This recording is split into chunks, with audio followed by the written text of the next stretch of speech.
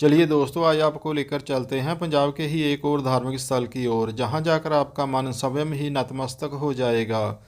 आपके भीतर से आवाज़ आएगी, धन धन गुरु वाहिगुरु वाहिगुरु। दोस्तों, पिछली वीडियो में हमने दर्शन किए थे पंजाब की सबसे बड़ी तीर्थ स्थली श्री चमकौर साहब के, जहां पर सिखों के हमारे 10वें गुरु श्री गुरु गोबिंद सिंह जी के दो बड़े सपुत्रों, जिनका नाम बाबा अजीत सिंह जी तथा बाबा जुझार सिंह जी था, वो वीरगति को प्राप्त हुए थे। उनके साथ 37 के करीब उनके गुरु के प्यारे सिख भी वहाँ शहीद हुए थे। आज हम सरहंद में पड़ते कस्बे फतेहगढ़ साहब वहाँ के दर्शन कर रहे हैं। फतेहगढ़ साहब, जहाँ गुरु गोबिंद सिंह जी के दो छोटे साहबजादों बाबा जोरावर सिंह जी तथा बाबा फतेह सिंह जी तथा उनकी दादी माता गुजरी जी को कैद में रखा गया था। आज हम सरहंद में पड़ते कस्बे फतेहगढ़ साहब के दर्शन कर रहे हैं।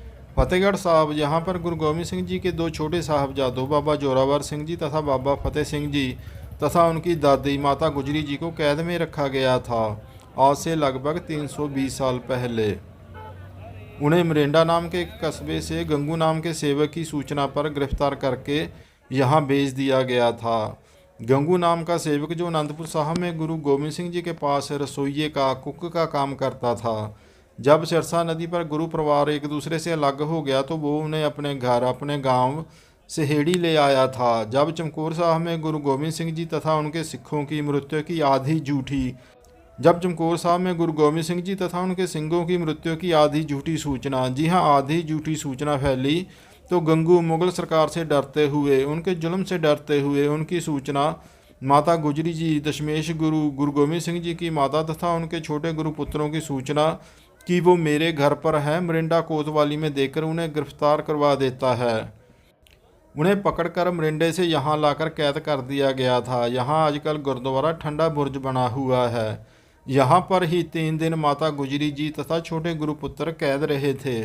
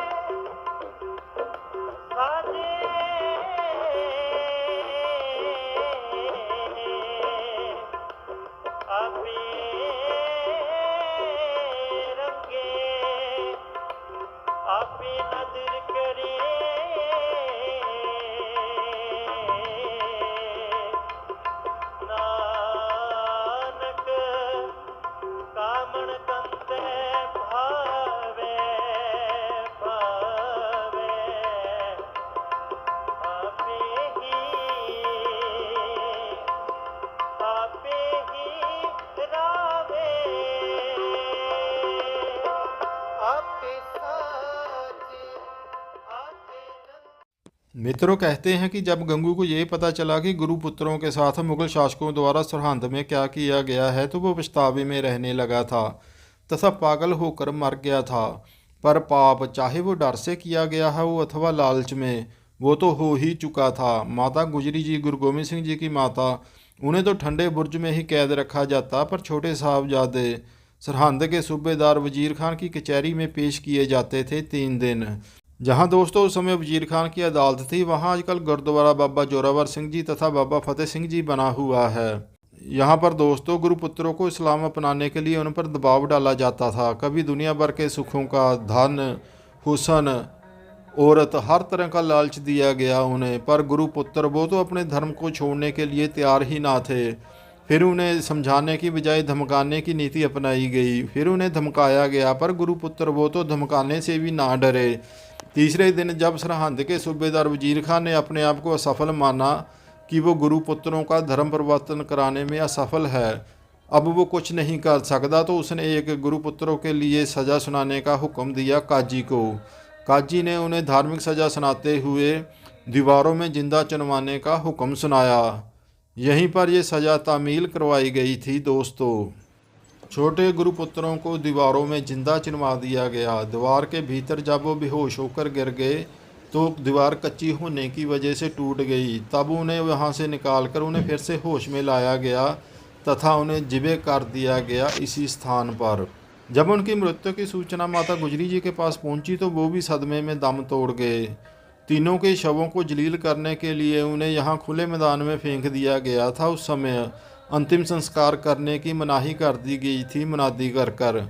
ये थी नफरत की इंतहा। ऐसा तो उन्होंने 9वें सिख गुरु गुरु तेग बहादुर जी के साथ दिल्ली में भी, चांदनी चौक में भी किया था। पर यहाँ एक गुरु का प्यारा जौहरी दीवान टोडरमल वो सामने आया। उसने सूबेदार वजीर खान के पास पहुंचकर उन्हें कहा, उनसे रिक्वेस्ट की कि उन्हें अंतिम संस्कार करने की इजाज़त दे दी जाए। सरहंद के सूबेदार वजीर खान ने मकारी दिखाते हुए कहा, सेठ ज़मीन तो दे दी जाएगी, पर उतनी ही जितनी तुम सोने की अशर्फियाँ बिछाकर खरीद सकोगे। धन्य है सेठ दीवान टोडरमल जी, जो पेशे से एक जोरी थे, वो इसके लिए तैयार हो गए।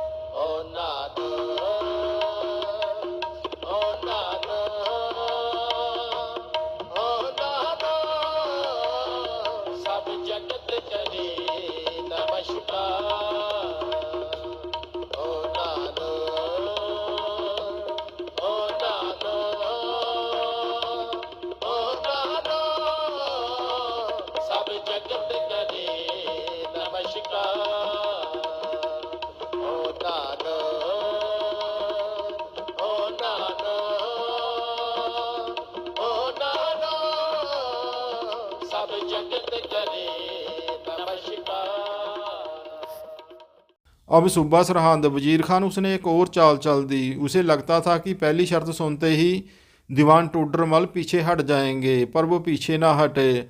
अब उसने कहा कि सोने की मोहरें बिछाकर नहीं, खड़ी करके जितनी भूमि मिलेगी उतनी ही दी जाएगी अंतिम संस्कार के लिए। दीवान टोडरमल जी ने अपना सब कुछ गिरवी रखकर यहाँ भूमि खरीदी और छोटे साहबजादों तथा गुरु माता का अंतिम संस्कार किया। धन्य है दीवान टोडरमल जी तथा उनकी कमाई।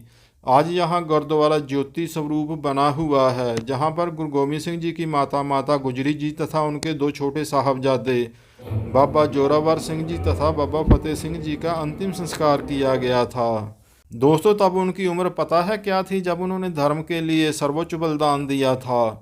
बाबा जोरावर सिंह जी की उम्र मात्र 9 साल थी तथा बाबा फतेह सिंह जी उनकी उम्र मात्र 7 साल। इन्हीं के सम्मान को देखते हुए भारत की केंद्रीय सरकार ने चिल्ड्रन डे इनको ही समर्पित कर दिया है।